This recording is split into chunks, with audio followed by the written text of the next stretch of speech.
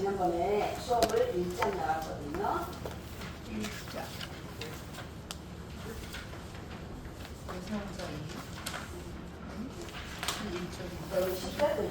지난번에 안 나오신 선생님이에요.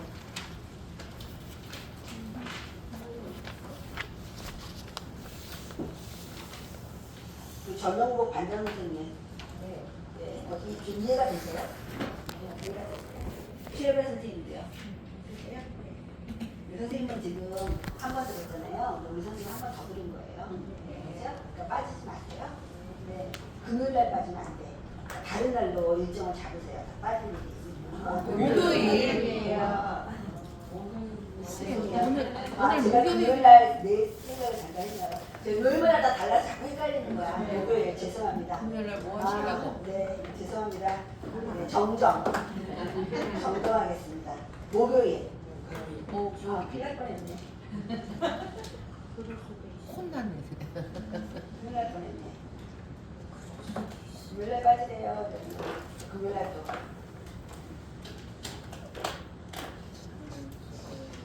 목요일날은 빠지지 마세요. 네. 다른 날이니까.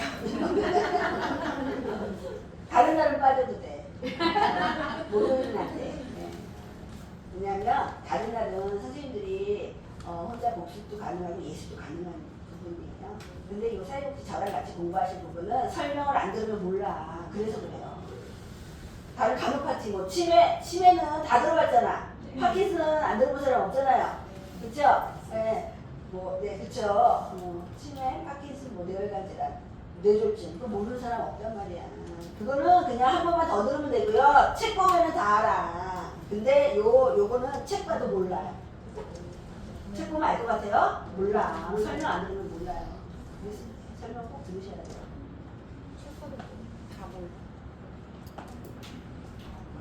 그리고 제가 핵심을 알려드리자. 찝어드리잖아요. 네. 그것만 하시면 돼요. 자, 우리 교재 보세요. 표준 교재.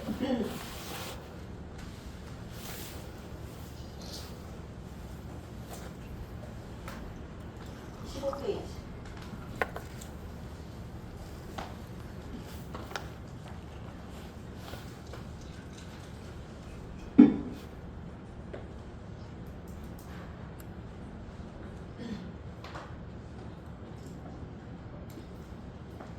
지난번에 했던 거 빨리 할게요. 빨리 복습.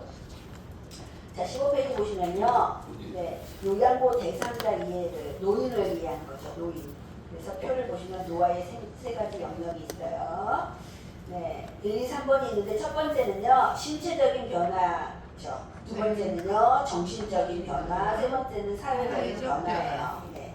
그래서 노인은 신체적, 정신적, 사회적 측면의 복합적인 욕구와 연결이 다 되어 있습니다. 그러니까 하나만 변하는 게 아니에요. 세 개가 다 변해. 다 변해. 제일 밑에 보시면 노인복지법과 노인장기요양보험법에서는 몇 세 이상을 노인으로 규정하고 있다? 65세 이상을 노인으로 규정하고 있습니다. 자, 16페이지. 16페이지 보시면 노인의 기여가 있어요. 노인의 기여. 처음부터 노인은 아니셨죠? 그렇죠? 젊었을 때 기여를 많이 했어요. 자, 세 가지 기여. 시작. 경제적 기여, 정치적 기여, 사회적 기여. 네, 경제적 기여는요, 우리나라의 노를 이룩한 세대의 산업화를 일으켰고요. 네, 정치적 기여는요, 민주화를 기여했고요. 사회적 기여에서는요, 네, 그렇죠. IMF 연합기구에 동참했고, 가족과 이웃 중심의 따뜻한 집단 문화를 발전시켰습니다.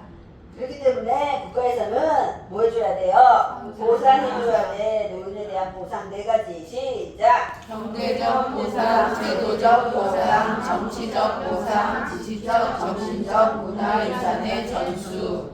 그래서 우리 가하고 다에다가 별표하셨죠? 네. 경제적 보상은요, 돈으로 보상해주는 거야, 돈으로. 그래서 각종 공공시설의 요금을 감면해주고 있고요. 라번의 제도적 보상은요, 이런 것도 제도적 보상이에요. 노인장기요양보. 네. 그래서 사회보장제도. 네. 그래서 제일 아래쪽 보시면 노인복지 서비스 전달에 네, 적극 노력하고 있고요. 세 번째 답원에 무슨 보상? 정치적 보상이에요. 이거는 그냥 암기하셔야 돼요. 암기.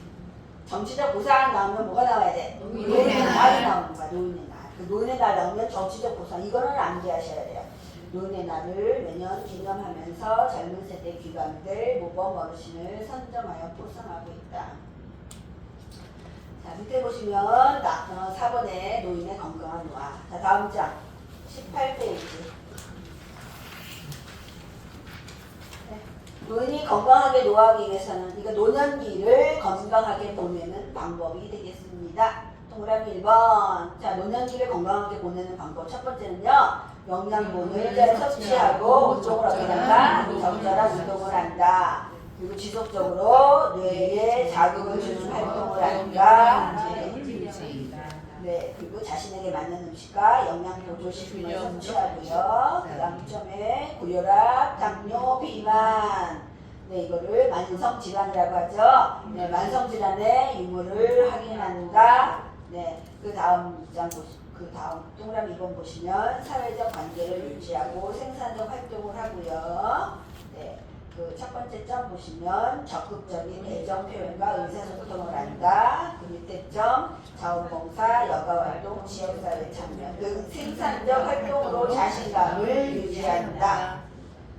자, 그 옆에 19페이지 노년기의 특성. 자, 노년기의 특성은요, 세 가지가 있어요. 신체적 특성, 심리적 특성, 사회적 특성이 있습니다. 자, 신체적 특성의 5가지. 시작! 세포의 노화, 면역 능력의 저하, 잔존 능력의 저하, 회복 능력의 저하, 비가역적 진행. 신체적인 거는요, 다 감소돼요. 다 노화돼요. 네.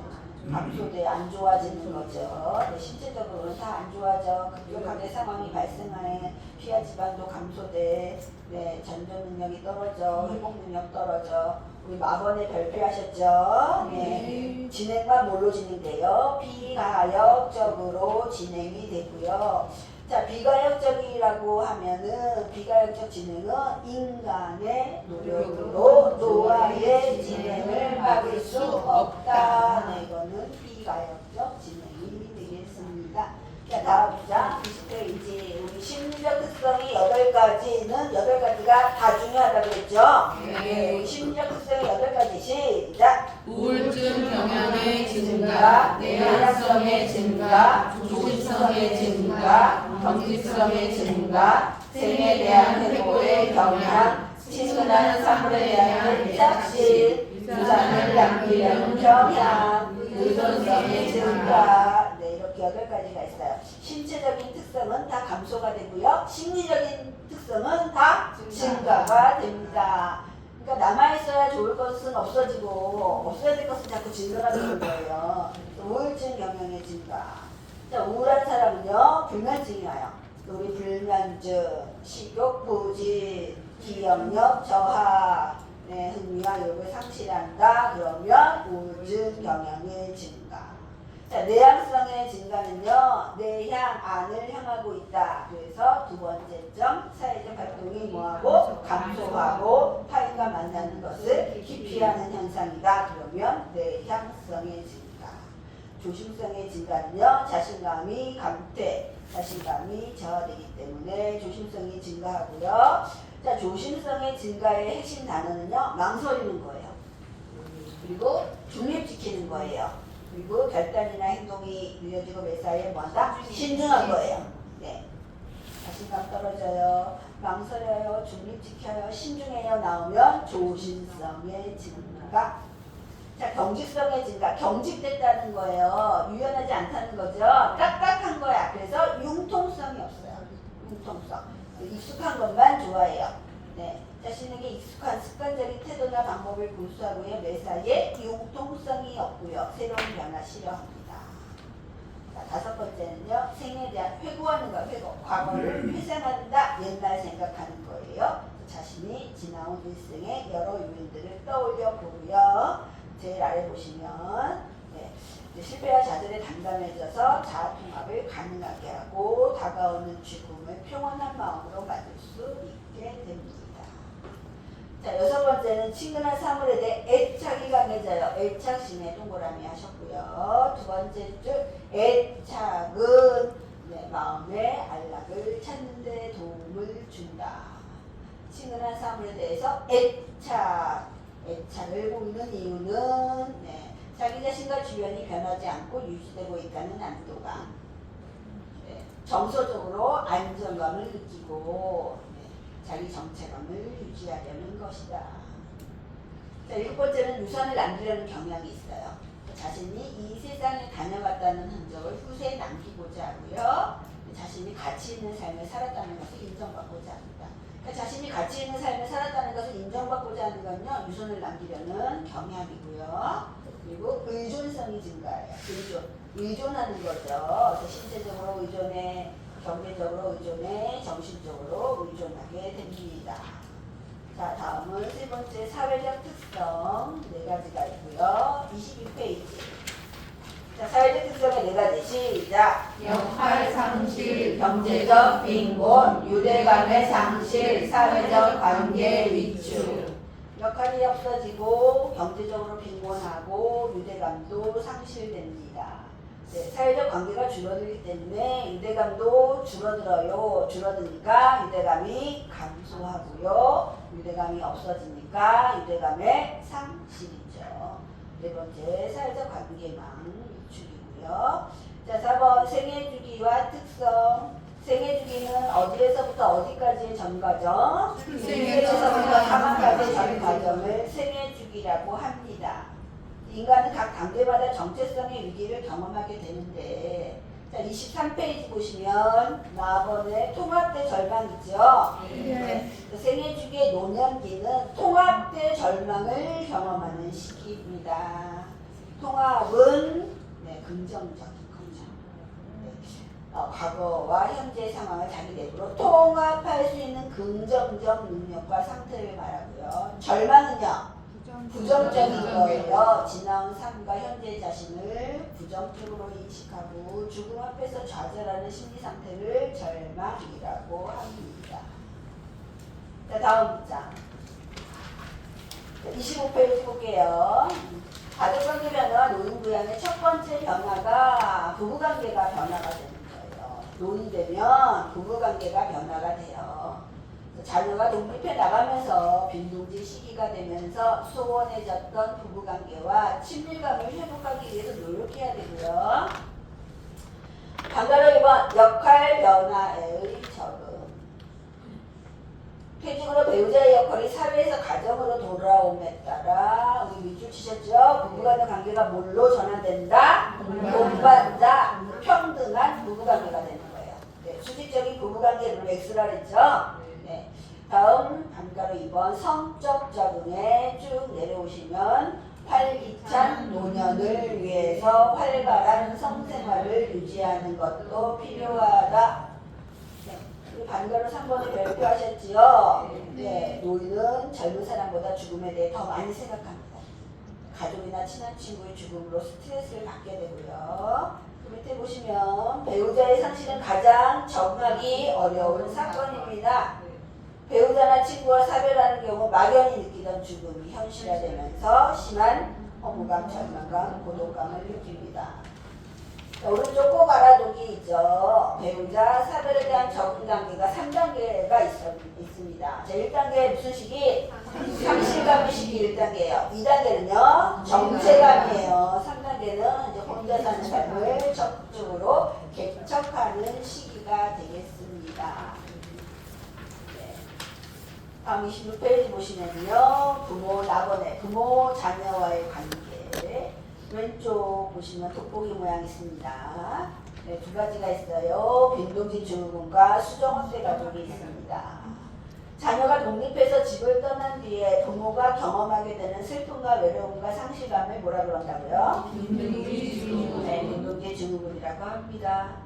자, 다음은 노인 부모가 자녀와 가까운 거리, 근거리에 살면서 자녀의 보살핌을 받는 가족 형태를 수정확대 가족이라고 합니다. 근거리가 가까운 근자예요. 그래서 근거리 대신 인근 아파트라고도 나와요. 자, 나번에 옆에 부모, 자녀와의 관계. 두 번째 줄.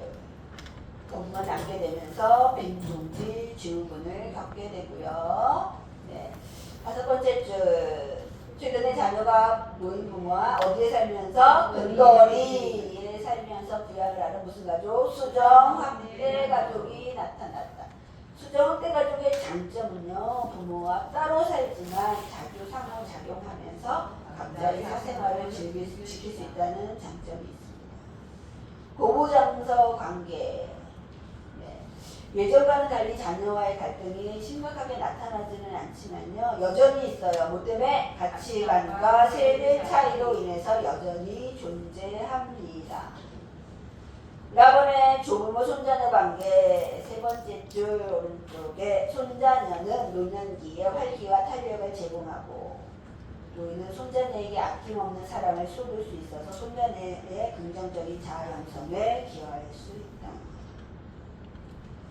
라하고 마번에 우리 발표하셨었죠. 네, 마번은 형제자매 관계예요. 그래서 두 번째, 과거에 존재했던 경쟁심이나 갈등은 줄어들고 상호 이해와 동조성이 강화되는 경향을 보인다. 27페이지. 어린 시절의 생활 경험을 공유하면서 형제자매 간의 심리적인 안정감을 공유하고요. 그 밑에 줄 형제자매는 중요한 사회적 지지가 된다. 3번 노인 부양 문제와 해결 방안. 해결 대신에 뭐라고 나온다 그랬어요? 개선 방안. 개선 방안. 네.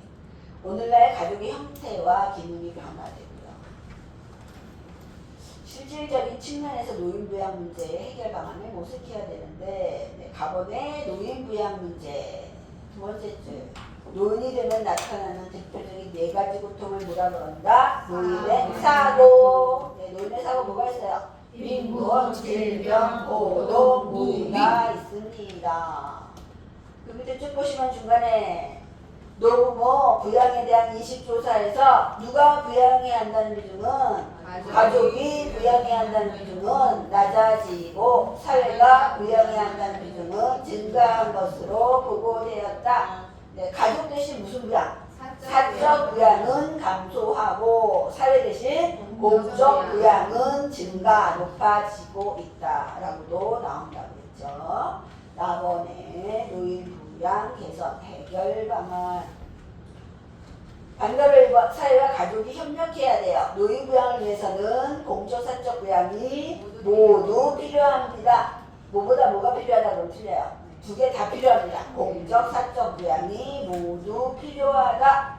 사적 부양은 노인 본인이나 가족이 보살피는 부양, 사적 부양. 공적 부양은 노인복지 서비스와 노인장기요양보험제도 등 국가나 사회가 노인의 생활을 지원하는 것을 공적 부양이라고 합니다. 제일 아래 보시면 쭉 다음 장 볼게요. 28페이지 다음 장. 노인 요양보험 제도를 통한 이거 사회보험 제도예요. 사회보험 제도를 통한 세대 간 연매 분산 우리 소득 재분배 동그라미 하셨죠? 네, 소득 재분배가 바람직한 무슨 효과예요? 세대 통합의 효과입니다. 네, 세대 통합을 하려면 소득을 재분배해야 돼요. 소득을 재분배해야 돼요. 다음 우리 반가로 3번하고 반가로 4번 발표하셨습니다. 네, 노인의 개인적 대처와 노인복지 정책이 있어요. 그러니까 개인이 대처해야 할 것과 국가가 대처해야 할 일이 있죠. 자, 개인적 대처, 노인은 1차적으로 노년의 삶을 스스로 책임질 수 있도록 노력해야 된다. 그러려면 그 밑에 쭉 재교육 프로그램을 통해 삶의 변화에 대비해야 된다. 재교육 프로그램에 대비한다는 건요, 재교육 프로그램에 참여하는 거예요. 네, 참여하는 거예요.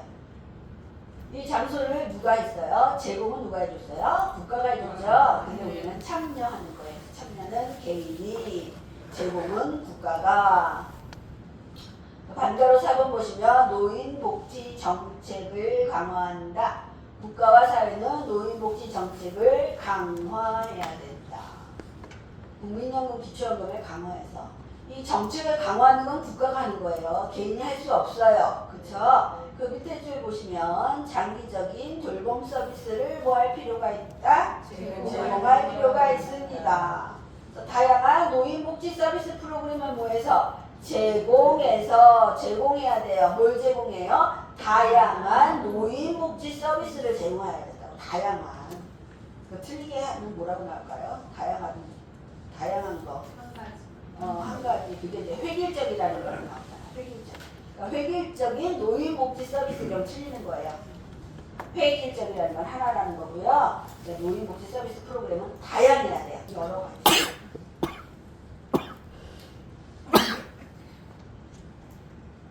4번에 요양보호와 가족의 역할. 세 번째 줄. 요양보호 과정에서 사회복지사, 간호사, 요양보호사는요 공식적 돌봄 인력. 자, 공식적 돌봄 인력은 누구라고요? 사회복지사, 간호사, 요양보호사. 자, 비공식적 돌봄 인력은 누구예요? 배우자, 자녀, 이웃이며 비공식적 돌봄 인력입니다. 제일 아래 보시면요, 가족은 자신의 역할을 요양보호사가 대신하거나 대체하는 것이 아니라 돕는다는 것을 명확히 인식할 필요가 있습니다. 요양보호사가 가족의 역할을 대체할 수 없어요. 도와주는 거예요. 지원해주는 역할을 합니다. 다음은 4절입니다. 대상자 중심의 요양보호. 누구 중심이라고요?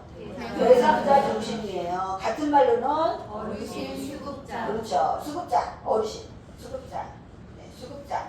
우리는 이제 사회복지 실천 현장에서는 어르신 이렇게 부르지만 시험에서는 어르신이라는 말이 안 나와요. 시험에서는 어떻게 나와요? 대상자 또는 수급자 이렇게 나오죠. 자, 요양보호사는 서비스를 뭐하는 사람? 제공하는 사람이에요. 제공자죠. 인간 중심 요양보호는 대상자 개개인의 가치관을 존중하고요. 개개인에 맞춘 요양보호를 제공하는 것을 의미합니다. 자, 이건 대상자를 대하는 원칙이 있어요. 대상자를 대하는 원칙. 깜지 보시면 장기요양 기관에서 생기기 쉬운 악성 사회 심리예요. 악한 삶이 나쁜 거죠. 16개가 있고요. 이거는 뭐 암기할 것도 없어. 읽어볼 것도 없어요. 안 좋은 거 안 좋은 거. 그렇죠? 뭐 속이거나 착각한다. 쭉 착각하게 만들고 쭉 밑에 모욕한다. 다 안 좋은 거야. 이런 것들이 장기요양 기관에 생기기 쉽다고요. 특히 이 중에서 제일 어르신한테 많이 어르신 제일 어떻게 생각하냐면 무시한다고 생각을 하는 거야. 그게 제일 많아요. 무시당한다고 생각하는 거야. 무시당. 무시한다 있죠. 그렇죠? 무시한다, 뭐 어린애 취급한다. 자, 제일 아래 줄 보시면요.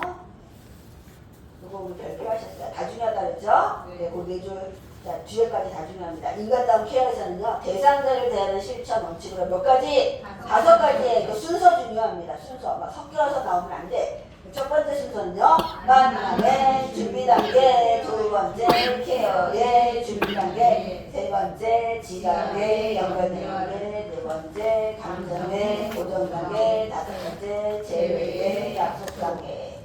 이제 순서 중요합니다. 순서 중요하고요. 우리 30페이지 보시면 왼쪽에 꼭 알아두기 있죠. 네, 억제대의 피해는요, 억제대에 대한 설명이에요. 억제대를 하면 다 나쁘다는 거야. 다 나쁜 거예요. 억제대를 하면 안 좋아. 안 좋은 것만 있어.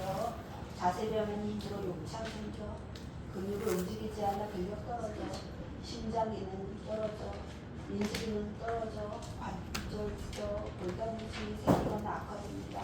억제대를 하면 피해만 있다. 옆에 보시면 대상자에게 해서는 안 되는 부정적인 사례예요. 우리 서비스를 제공하는 거는요, 누구 중심이에요? 대상자 중심인데 여기는 누구 중심으로 했어요? 제공자 중심이에요. 해서는 안 되는 거예요. 그러니까 무엇이든 강제로 하는 건요, 제공자 중심입니다. 자, 그림 보세요. 네. 겨드랑이를 잡아 올리는 건요, 네, 제공자 중심이에요. 겨드랑이를 잡아 올리면 돼요, 안 돼요? 안 됩니다. 겨드랑이를 잡아 올리지 않는다요. 이게 부적절한 케어예요. 부적절한 케어고요. 31페이지 보시면 요양보호 실천에 4가지 원칙이 있습니다. 인간다운 케어를 실천하기 위해 4가지 핵심사항을 시작! 대면하기, 말하기, 접촉하기, 일어서게 하기 4가지가 있고요. 첫 번째 대면하기예요. 대면하기의 옳은 방법은요. 상대방과 가까운 거리에 어디에서 무슨 높이? 정면에서 같은 눈높이예요.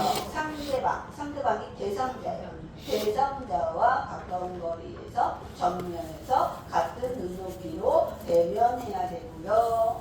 네, 위에서 내려다보면 안 되고요. 실끝 보지 않는다. 눈을 맞추고요. 옳지 않은 방법은요. 위에서 동그라미 위에서 내려다보지 않는다. 힐끗 보지 않는다. 그래서 그림이 왼쪽 그림은 옳은 방법, 오른쪽은 옳지 않은 방법. 대면하기고요. 다음은 말하기. 32페이지 말하기. 말하기는요. 첫 번째 줄 대상자가 이야기하지 않더라도 지속적으로 이야기를 합니다. 이것이 말 시켜도 대답도 안 해. 그래도 계속 이야기를 할 줄 알거든요. 동그라미 1번. 대상자가 졸고 있거나 아직 잠에서 덜 깨었을 때는요. 대상자를 깨운 뒤에 말을 시작합니다. 어르신 졸고 있을 때 깨워서 말을 시작합니다. 말을 거는 거죠. 깨워서. 자, 동그라미 2번. 아무 말도 안 하는 대상자에게도 말을 건넨다. 3번. 항상 긍정형 문장으로 이야기합니다. 긍정적인 문장이에요. 긍정형과 부정형. 섞어서 한다 안 해주니까. 섞어서는 하면 안 돼요. 무조건 긍정형으로. 동그라미 4번. 무언가 이야기를 하면 최소 몇 초 이상 기다려준다? 3초 이상 기다려줘야 돼. 3초.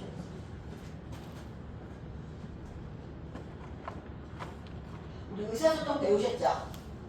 의사소통 배우셨죠? 거기에 나오죠. 그렇죠? 기다려줘야 된다. 침묵할 때 침묵을 기다려줘야 돼요. 기다려주는 시간은 뭐예요? 뭐 하는 시간이에요? 생각을 정리할 시간을 주는 거잖아요. 조금 3초 이상 기다려줘야 되고요. 동그라미 5번 봐야 할 것을 눈높이에서 보여줍니다. 이게 말하기고요. 세 번째는 접촉하기예요. 33페이지 접촉하기. 대상자를 만질 때는요. 상냥하게 웃으면서 천천히 쓰다듬듯이 감싸하며 대상자의 피부와 넓은 면적의 동그라미 하셨죠? 넓은 면적이 닿게 만져요. 넓은 면적이에요. 네. 자, 첫 번째 점. 천천히 밑에서부터 맞춰 살짝 힘을 주는 것이 좋다. 두 번째 점. 손바닥 전체를 이용해서 접촉한다. 왼쪽 그림 보시면 넓게 잡는 그림이죠. 이게 옳은 방법이고요. 오른쪽 옳지 않은 방법은 손가락만으로 잡으면요. 억압하는 느낌을 줍니다. 억압하는 느낌. 그래서 손가락에 힘을 줘 꽉 잡으면 옳지 않은 방법이 되겠습니다. 다음 네 번째는요. 일어서게 하기예요. 일어서게 하기. 자, 오른쪽에 참고해 보세요. 아까 앞에는 그 억제대의 억제대를 하면 다 안 좋아지는 거지만 일어설 때는요 장점만 있답니다. 일어서기의 장점. 일어서기의 장점 한번 볼게요. 시작. 골격근의 근력 유지에 좋다. 뼈가 관절에 힘을 가해 골다공증 예방에 도움이 된다. 순환기를 자극하여 혈액순환에 도움이 된다. 호흡기를 자극하여 폐활량에 도움이 된다. 일어서기 할 때는 다 좋은 점이 있고요. 본문 1번에 일어서게 하기. 노인은 침상에서 3일에서 3주만 움직이지 않고 누워있어도요. 더 이상 걷지 못해요. 근력이 저하돼서 보행 능력이 상실됩니다. 근력이 다 떨어져. 최소 하루 20분 정도는 일부러라도 서 있거나 일어서서 걷도록 도와야 하고요. 2에서 3분이라도 서 있을 수 있는 대상자라면 세수하는 동안이라도 좀 서 있게 해야 됩니다. 밑줄 걸을 수 있는 대상자를 낙상 위험이 있다는 이유로 휠체어에 태워서는 안 됩니다. 휠체어를 태우는 사람은요 걸을 수 없는 사람이잖아요. 네. 그래서 낙상 위험이 있다는 이유로 휠체어를 태워서는 안 되고요. 네, 잠깐이라도 서 있는 시간이 제3자에게 중요한 시간인 걸 알아야 됩니다. 밑에 느리더라도 부축하지 말고 가급적 혼자 움직이게 해야 된다. 부축하거나 도움을 주어서 혼자 움직이지 않게 한다 그러면 틀려요. 혼자서 할 수 있는 거를 좀 할 수 있게 해드리는 거죠. 그래서 보시면 제일 아래 보시면요. 네, 제3자가 혼자 하는 것을 지켜보며 기다리는 것이 가장 좋은 요양보호입니다. 네, 이렇게 해서 우리 34페이지까지 해서 1장이 끝났어요. 네. 지난주에 했던 1장이 끝났어요. 이게 복습이라서 좀 빨리 했어요, 제가. 네. 네? 졸려요? 빨리 했는데. 빨리빨리 하는 거예요. 자, 오늘은 오전 시간 내내를 복습을 했거든요. 앞으로는 이렇게 복습을 이렇게 길게 못해요. 그 진도를 다 못 나가잖아. 우리 선생님들이 빠지면 안 돼요. 지금 선생님들이 빠지고, 그래서 제일 중요한 부분이라서 내가 자세하게 복습을 해드리는 거거든요. 빠지면 안 되고, 다음은 이제 빠져도 복습을요, 이렇게 길게 안 해드리고, 못 해드려.